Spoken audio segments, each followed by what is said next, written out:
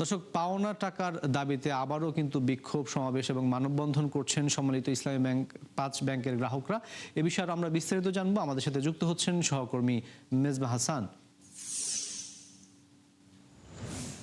মেজবা, কি বলছেন গ্রাহকরা? আজকে তাদের যে আন্দোলন কিংবা মানববন্ধন বলি আমরা, সেখানে তাদের দাবিগুলো কি এবং তাদের টাকা পয়সা দেওয়ার ব্যাপারে সরকার এবং ব্যাংকগুলোর সিদ্ধান্ত কি হয়েছে সেই বিষয়ে কি জানতে পেরেছেন?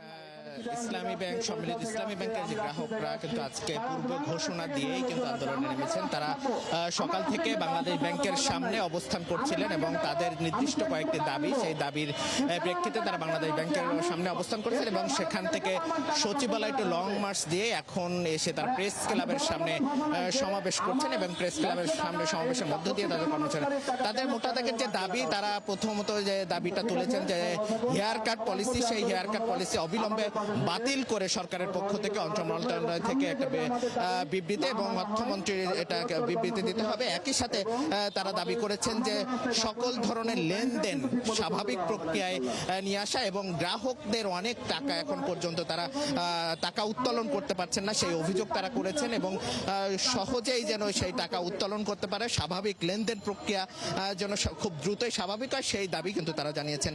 আমরা দেখেছি যে ইসলামী ব্যাংক যদি বলা চলে সম্মিলিত ইসলামী ব্যাংক হওয়ার পরে কিন্তু একটি প্রশাসক বসানোর পরে একটি স্বাভাবিক প্রক্রিয়ায় যাচ্ছিল, কিন্তু নতুন সরকার ক্ষমতায় আসার পর আর কিন্তু সম্মিলিত ইসলামী ব্যাংকের কিছুটা পরিবর্তন আমরা করি। সেই সাথে আজকেও কিন্তু একটা সিদ্ধান্ত হওয়ার কথা ছিল যে প্রশাসককে সরানোর কথাও কিন্তু আলোচনায় রয়েছে, সেই আলোচনা কিন্তু এখনো চলমান। তার মধ্যে এই গ্রাহকদের আন্দোলন, তারা যেটা বলছিলেন যে গ্রাহকদের কিন্তু অন্তর্বর্তী সরকারের যেন আহসান এস মনসুর তখনকার সিদ্ধান্ত, তৎকালীন গভর্নর যে সিদ্ধান্ত কিছুটা নিয়েছিলেন যে সব গ্রাহকরা যে স্বাভাবিক নিয়মেই যে টাকা উত্তোলন করতে পারবেন, সেটি কিন্তু অনেক ক্ষেত্রে ব্যত্যয় হয়। আমরাও অনেক ক্ষেত্রে দেখেছি কিছু ব্যাংকে যে কিন্তু স্বাভাবিকভাবে কিন্তু গ্রাহকরা টাকা নিতে পারছেন। প্রথম ধাপে কিন্তু 1 লক্ষ টাকা দেওয়ার করে কথা ছিল গ্রাহকদের, কিন্তু সেটিও প্রথম ধাপে দেওয়ার পর দ্বিতীয় ধাপ থেকে কিন্তু এতেও অনেক ক্ষেত্রে ব্যত্যয় হয়। যার কারণে সেই সম্মিলিত অভিযোগগুলো কিন্তু এই এখন এসে গ্রাহকরা আন্দোলনের মাধ্যমে তাদের অভিযোগগুলো জানাচ্ছেন। একই সাথে